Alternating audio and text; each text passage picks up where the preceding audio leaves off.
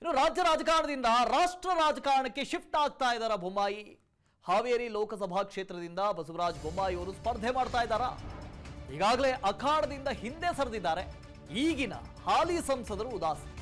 Survey ರಿಪೋರ್ಟ್ನ ಆಧರಿಸಿ ಮತ್ತೆ ಲಿಂಗಾಯತರಿಗೆ ವರಿಷ್ಠರು ಮಣೆ ಹಾಕಬಹುದಾ?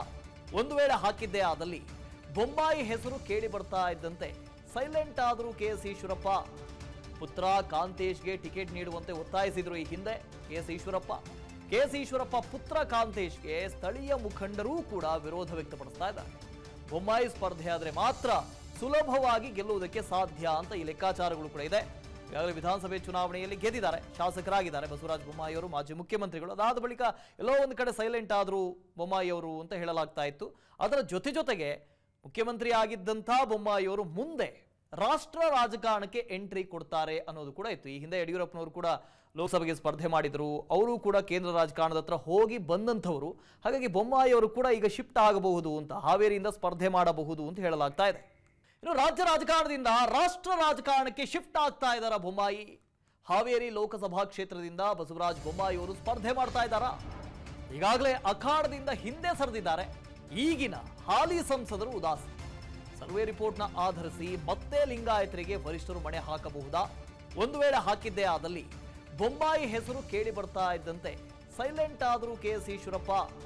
ಪುತ್ರ ಕಾಂತೇಶ್ಗೆ ಟಿಕೆಟ್ ನೀಡುವಂತೆ ಒತ್ತಾಯಿಸಿದ್ರು ಈ ಹಿಂದೆ ಕೆಎಸ್ ಈಶ್ವರಪ್ಪ ಪುತ್ರ ಕಾಂತೇಶ್ಗೆ ಸ್ಥಳೀಯ ಮುಖಂಡರೂ ಕೂಡ ವಿರೋಧ ವ್ಯಕ್ತಪಡಿಸ್ತಾ ಇದ್ದಾರೆ.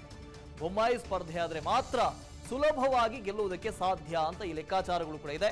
ಈಗಾಗಲೇ ವಿಧಾನಸಭೆ ಚುನಾವಣೆಯಲ್ಲಿ ಗೆದ್ದಿದ್ದಾರೆ, ಶಾಸಕರಾಗಿದ್ದಾರೆ ಬಸವರಾಜ ಬೊಮ್ಮಾಯಿ ಅವರು, ಮಾಜಿ ಮುಖ್ಯಮಂತ್ರಿಗಳು. ಅದಾದ ಬಳಿಕ ಎಲ್ಲೋ ಒಂದು ಕಡೆ ಸೈಲೆಂಟ್ ಆದರೂ ಬೊಮ್ಮಾಯಿ ಅವರು ಅಂತ ಹೇಳಲಾಗ್ತಾ ಇತ್ತು.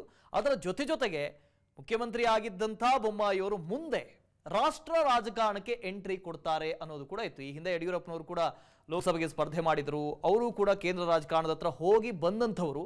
ಹಾಗಾಗಿ ಬೊಮ್ಮಾಯಿ ಅವರು ಕೂಡ ಈಗ ಶಿಫ್ಟ್ ಆಗಬಹುದು ಅಂತ, ಹಾವೇರಿಯಿಂದ ಸ್ಪರ್ಧೆ ಮಾಡಬಹುದು ಅಂತ ಹೇಳಲಾಗ್ತಾ ಇದೆ. ಇನ್ನು ರಾಜ್ಯ ರಾಜಕಾರಣದಿಂದ ರಾಷ್ಟ್ರ ರಾಜಕಾರಣಕ್ಕೆ ಶಿಫ್ಟ್ ಆಗ್ತಾ ಇದ್ದಾರಾ ಬೊಮ್ಮಾಯಿ? ಹಾವೇರಿ ಲೋಕಸಭಾ ಕ್ಷೇತ್ರದಿಂದ ಬಸವರಾಜ ಬೊಮ್ಮಾಯಿ ಅವರು ಸ್ಪರ್ಧೆ ಮಾಡ್ತಾ ಇದ್ದಾರಾ? ಈಗಾಗಲೇ ಅಖಾಡದಿಂದ ಹಿಂದೆ ಸರಿದಿದ್ದಾರೆ ಈಗಿನ ಹಾಲಿ ಸಂಸದರು ಉದಾಸಿ. ಸರ್ವೆ ರಿಪೋರ್ಟ್ನ ಆಧರಿಸಿ ಮತ್ತೆ ಲಿಂಗಾಯತರಿಗೆ ವರಿಷ್ಠರು ಮಣೆ ಹಾಕಬಹುದಾ? ಒಂದು ವೇಳೆ ಹಾಕಿದ್ದೇ ಆದಲ್ಲಿ ಬೊಮ್ಮಾಯಿ ಹೆಸರು ಕೇಳಿ ಬರ್ತಾ ಇದ್ದಂತೆ ಸೈಲೆಂಟ್ ಆದರೂ ಕೆಎಸ್ ಈಶ್ವರಪ್ಪ. ಪುತ್ರ ಕಾಂತೇಶ್ಗೆ ಟಿಕೆಟ್ ನೀಡುವಂತೆ ಒತ್ತಾಯಿಸಿದ್ರು ಈ ಹಿಂದೆ ಕೆಎಸ್ ಈಶ್ವರಪ್ಪ ಪುತ್ರ ಕಾಂತೇಶ್ಗೆ ಸ್ಥಳೀಯ ಮುಖಂಡರೂ ಕೂಡ ವಿರೋಧ ವ್ಯಕ್ತಪಡಿಸ್ತಾ ಇದ್ದಾರೆ.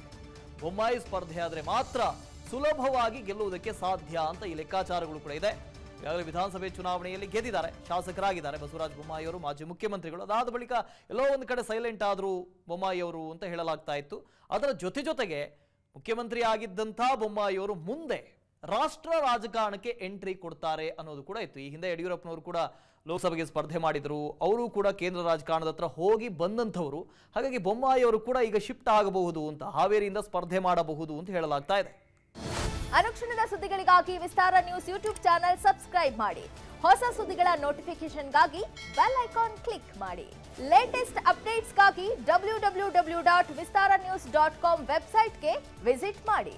ಅಂಗೈಯಲ್ಲೇ ಜಗತ್ತಿನ ಸುದ್ದಿ ತಿಳಿಯಲು ವಿಸ್ತಾರ ನ್ಯೂಸ್ ಕನ್ನಡ ಆಪ್ ಡೌನ್ಲೋಡ್ ಮಾಡಿ.